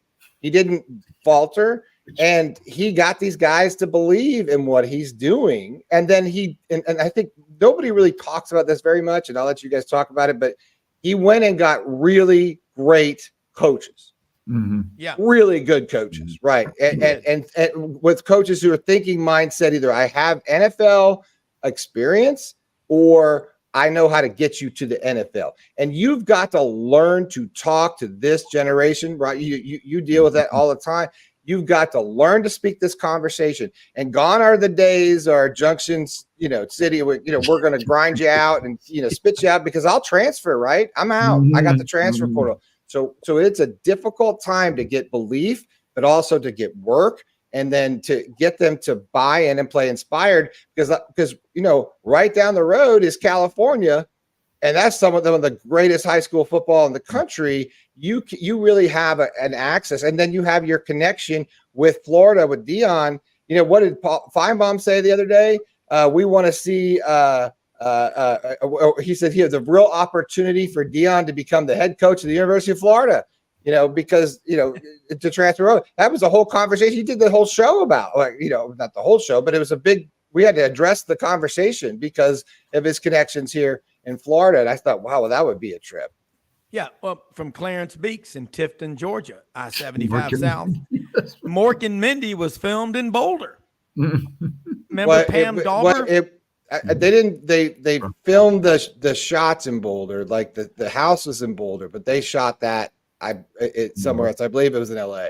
But it was set in Boulder. The truth, but we had a great image. Yeah. Well, Nanu. Okay. Never let the truth get in the way of a good. Yeah. Never let the truth get in the way of a good story. I'm kidding. No. The thing about Boulder, tech guys do. Yeah. Dream killers. I was talking to my son yesterday.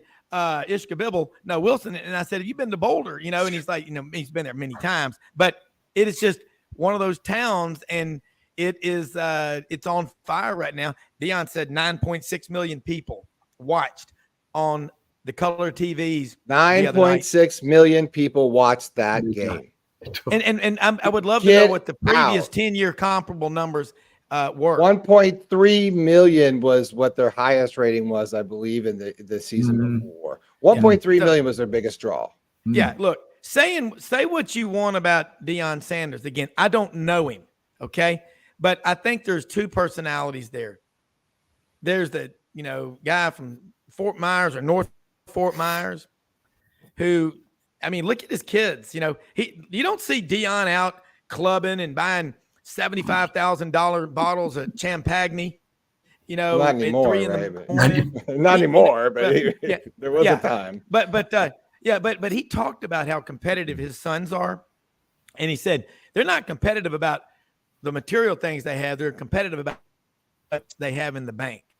And that conversation of financial literacy, Mark Hamm, is way, way overdue because, you get people come along and we're going to bring in Kerry Jones here, who's one of our fans up in Gallatin, Tennessee from Mobile on Open Fan Friday. He's going to have some questions for us here in a minute. But look, man, these numbers, 5th biggest game ever on ESPN.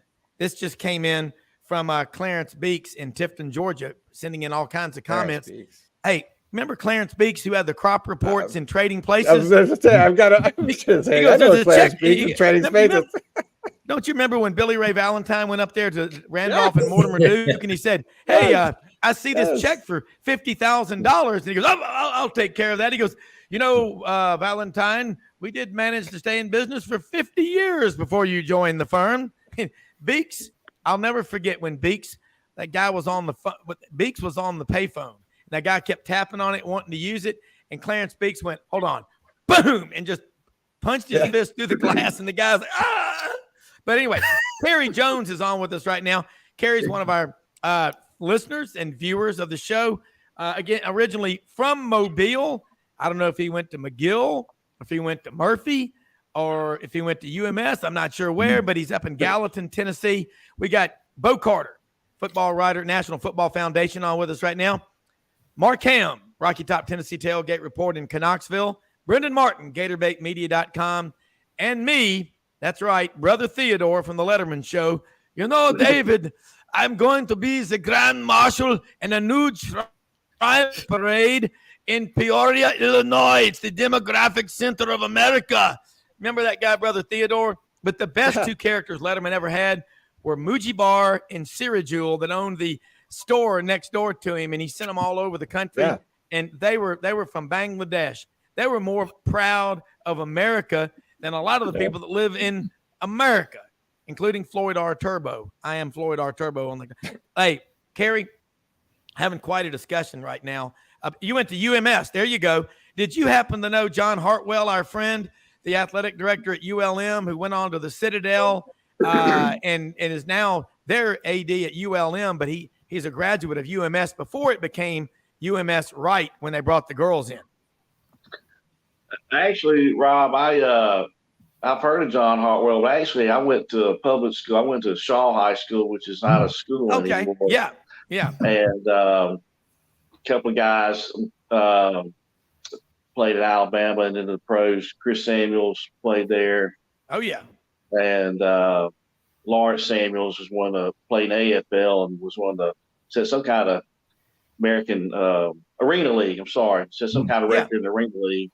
Yeah. But anyway, that's where I went to school. But I had friends that went to UMS Wright. Knew plenty of people went there, and I've never met him personally or anything, but I've heard of John Hartwell obviously because I know he played at UMS and when I'm coming. He's on the show with us once or twice. He'll be back on in the morning on the Saturday roundtable. But now understand the school that you pull for is Auburn Tigers or Eagles.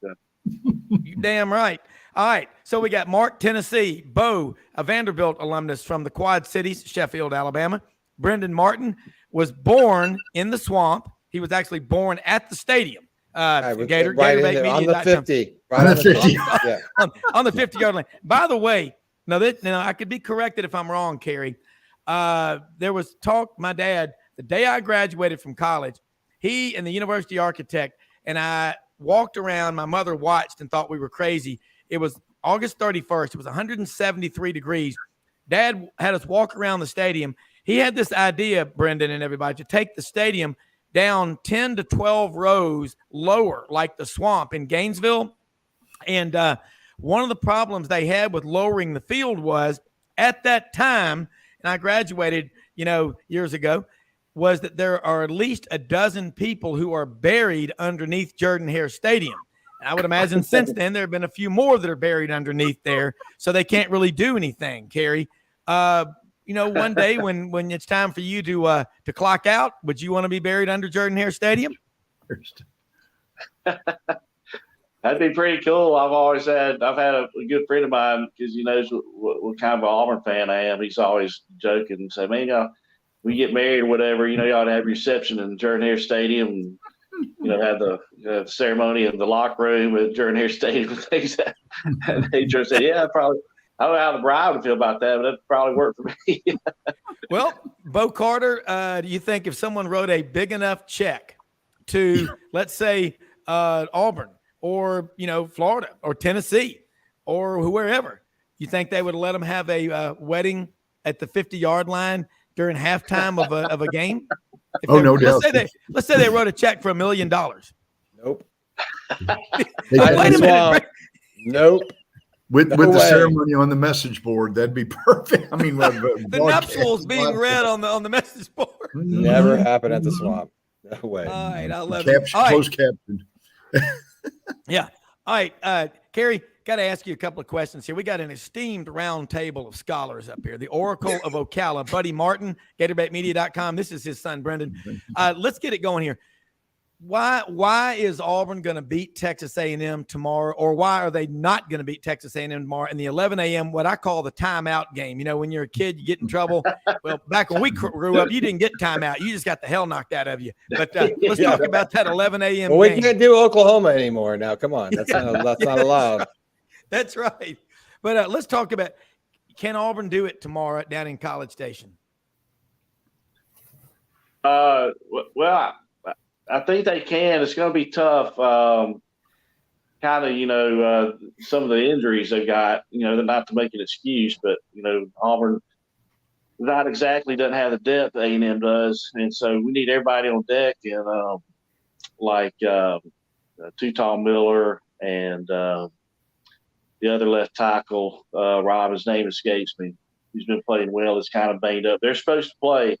I don't know how close 100% they're going to be, but of course, we're out Keon Scott, who's really emerged as probably one of the top safeties in the SEC, is out. But we got to get that back there. But it's going to be some young guys playing, and those A&M wide receivers, man, they're, most of them, not all of them, is going to be playing on Sundays pretty soon. Yeah. So, but I think if we can't have any turnovers. If you have a couple of interceptions like we've had the past couple of weeks, it could be a long day. But if we can keep the turnovers down, and Thorne can, I think A&M secondary is susceptible to the long pass. We can hit some passes. I think we can get our running game going and move the ball and score some points. We'll have a chance. But we're going to have to move the ball and score some points because A&M is going to score. Their offense is too good. And so our defense played pretty good, but still it's going to be hard. You can only hope to slow them down. So if our offense can, move the ball, score some points, keep the defense off the field as much as possible, we have a chance. If not, if our offense doesn't move the ball, we have a hard time running it, and their defensive line is stout. It could be a long day. So we can move the ball, score some points. I like our chances. If not, this is probably going to be a pretty tough game to win. Give me a score prediction.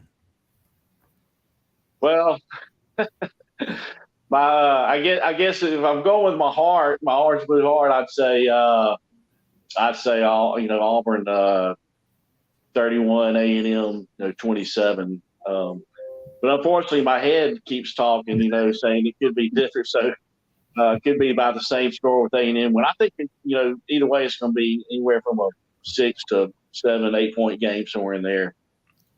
Whoever wins, so. Yeah, well, I mean, I like this comment right here.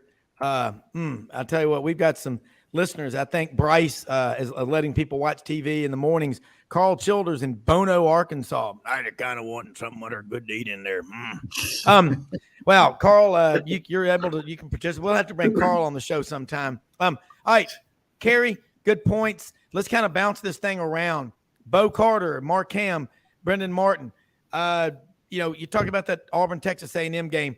Got a lot of big games this weekend. What are some games that really stand out to you? Because I've got some friends that are leaving in the morning from Nashville. Actually Memphis. They're flying out there to the game, and I understand they're going to arrive at 10:40 a.m. That's weird. And usually, 10:40, 11 a.m. kickoff. And maybe they've got a rickshaw or something or shuttle service that can get it. Maybe Muji Bar and Sirajul will be there to meet them, when they get down there. But Bo, give me your top games for tomorrow and what you think's going to happen, and then Mark, and then Brenden. Let's do this. I like. Hey, I was going to say Easterwood Airport, where the college station there is about 10 minutes from the stadium, so they got a chance to if they can. They might have to have a helicopter to get through traffic over there, but it's going to be something else. But no, there's Greg.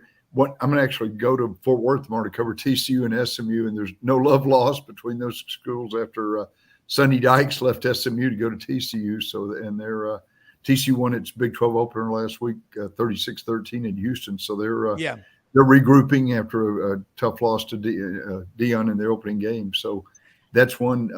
Ohio State and Notre Dame, obviously, that's I think the King Bee tomorrow. And I'll be honest, I think Oregon's going to put it on Colorado. I know I love Dion. He lived in Texas and played for the Cowboys several years. Yeah, true. But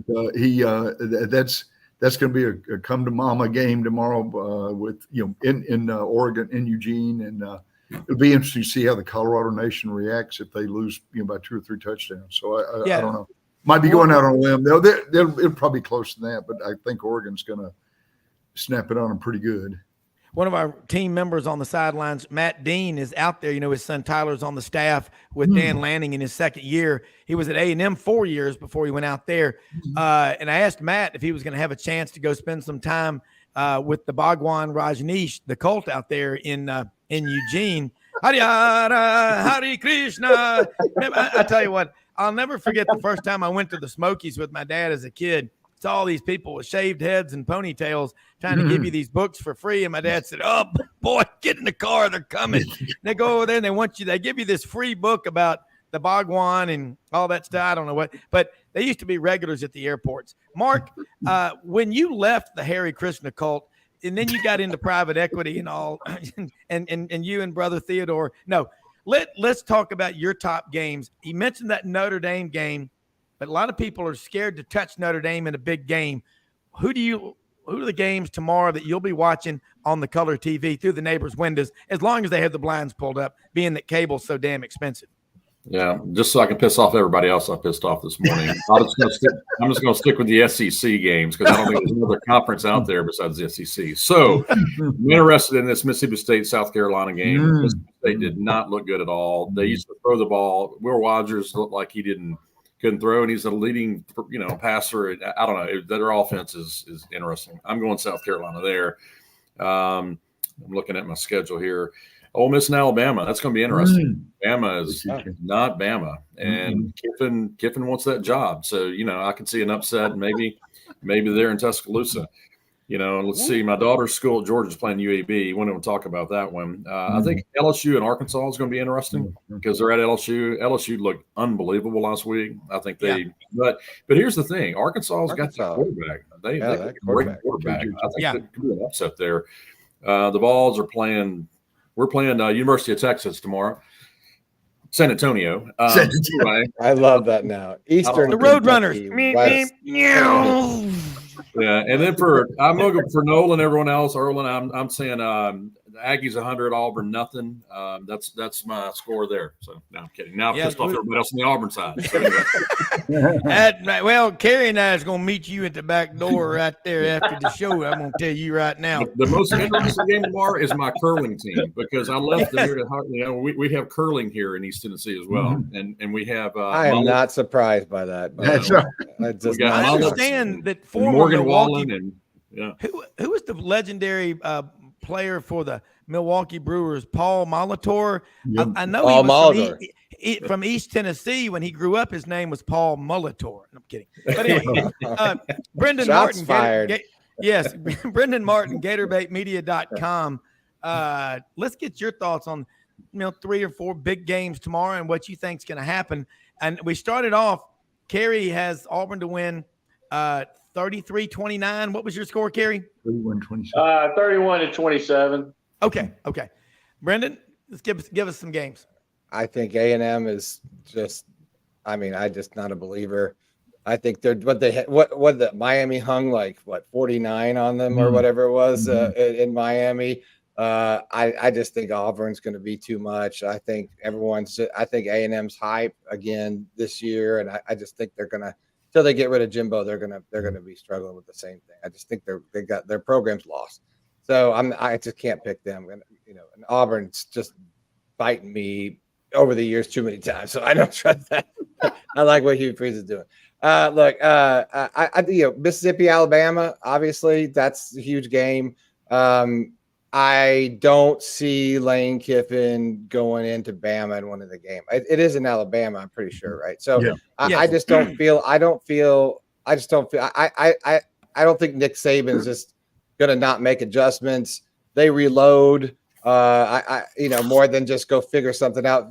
He's got a plan for this. Nick Saban is one of the greatest coaches in college football history. So I just don't see Lane Kiffin rolling in there and being able to outsmart the Fox out there. So I'm not taking that bait. And I think the game's like set. Well, I don't know what the point spread is. Let's see. I love this Penn State football team. Iowa's playing Penn State. It's going to be a pretty exciting a game. The Nittany Lions I think are one of the best teams in the country. Drew Allar has not even turned the football over, I don't think, this year. So I think it's going to be, and that's a grudge match game for them. I think that'll be a really fun game to watch. I like watching those games. Obviously Colorado goes to Oregon. Look, Oregon, the number one NIL school in the country. I think right now they have the most money of anyone else, and that's an awesome place to go to a football game. I think people underestimate that whole thing. I think it's going to overwhelm Colorado. I just think this is the game where Deion realizes that he has been playing above his raisins, and I think that he's going to get schwacked up there pretty good. Oregon laying 21 to Colorado tomorrow, Kerry. There's no way. There's just no way. I don't know. Give me that bet. So I mean, I'm hearing the Bhagwan is going to make the O at the 50 before the kickoff out there. Hey, those guys are outside the swamp every game, so it's you have to walk past them and get your media credentials. So the Harry Krishna monks were the best. I mean, you haven't lived until you've run into them in an airport or something like that. Hey, Bama, and then let's not. Oh, sorry. Go ahead.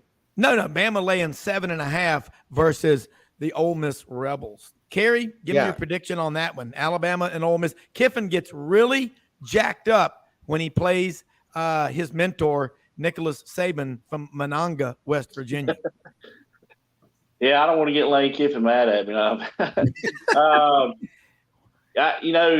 It seems like the past few years, I hate to use the word choke, but Lane Kiffin, they just every time they play Alabama, they play him close down the wire. They always find a way to, Alabama gets them. And but it's last year, I think it was kind of some questionable play calling down there at the end. That kind of, and Lane Kiffin's a good coach, a great play caller, and one of the best offensive minds in college football.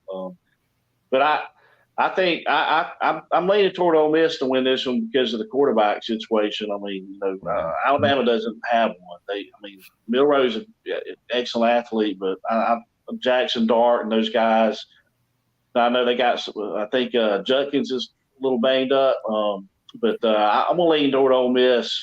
I don't know, somewhere maybe like 34 to 21, somewhere right in there. Well, let me say this interesting statistic that not many people are talking about, that only this group here and everybody that can read knows. Jackson Dart is averaging 12.5 yards per completion. Mm-hmm. Okay. The stat that we talked about going into the Tennessee-Florida game last week that a lot of people kind of ignored was that Hendon Hooker was averaging 6.5 yards of completion after his first couple of games last year, and Joe Milton was like 3.4. It was a big deal. Plus, Florida's defense had been on the field only 47 snaps. You may be on to something. That's going to be a lot of fun, all these games. But, hey, man, it's been an unbelievably fun round table today, one like we've never seen before, all in the family. Those were the days. Edith could not sing. Yeah. We hope we didn't make him too mad. I feel like I was a part of that a little bit. I feel. Listen, I love Olin Buchanan. Good and TV though. I hate to tell you, I mean, great TV. Nobody. I promise you. I hope he will come back on. I mean, he's knows more about Texas A&M. You might have to send him a 12-pack. Yeah. I mean, I want Olin to come back on, but I'm going to tell you something. That's going to be a tough game tomorrow. Be fun to see what happens. But guys, it's the best weekend we've seen in a long time for watching college football on TV. But you're right. I think Oregon is going to put it on Colorado tomorrow. Bo Nix and this Oregon team, they're really, really, I think they're pretty good. And the Pac-12 having their best year in memory. Yeah. And thanks to Boris Karloff, the commissioner out there, or George Kliavkoff, whatever you call him. Golly, man, he just, you know what he did? He took the Pac-12 to the train station. If you've ever watched Yellowstone, okay, not a good thing. Bo Carter, thank you so much out there in the north of the Metroplex. Kerry Jones up there, Gallatin, Tennessee, north of Nashville. Soon, the way it's growing, Kerry, it's going to be a Metroplex. Mark Hamm over in Butcher Holler, Kentucky, Knoxville, Tennessee. Brendan Martin down in Ocala. Rob Browne here, Cross County at the Cherry Farm here in Lehigh. Look at that! No, Mark, if you could reach through there and get. I got to put my head in because. Yeah, I know he didn't have it. It's like we know the deal. If it would be the other way around, I'd say all right. Yeah, but let me say that we live in the last year. I was like, okay. We live in the greatest country in the history of the world, people. All superpowers have a lifespan. Let's keep this thing going. Free speech, the First Amendment, is alive and well on the podcast, like Sidelines. Kerry, thanks for joining us here on Open Fan Friday and stuff. Yeah, man, you bet. War damn. You notice in the background, if y'all can see it, that big picture behind me. You see right there where I got the little icon on? That's a painting that my dad did, Brenden. Nothing personal. Of the 1994 The Catch by Frankie Sanders out of Dillard High School in Fort Lauderdale, Florida. Auburn winning down there in the swamp. That's Anthon Lott and Stephon Gilmore were the defensive backs there. Anthon was a nephew of NFL Hall of Famer Ronnie Lott, who once cut part of his finger off during a game so he wouldn't have to come out and help his team win. But anyway, great show. Got a great lineup for us tomorrow. On behalf of everybody, Olin Buchanan, one of the best people. Sorry about, what happened today. I absolutely love that guy, and I take, responsibility. It happens on my watch, but it'll all work out. You know what? As we all know, time hopefully, making things better. But Carl Childers wanted to say one last thing from Bono, Arkansas. I kind of want something other good to eat in there. Reckon what you got good to eat in there, fellas? Got any French fried potatoes? Mm-hmm. Hey, all right, we're out of here. We'll see y'all tomorrow. Have a great day, everybody. Let me find out how to end this thing by ending the brand. But hey, out of here. See you tomorrow. See you. Thank y'all.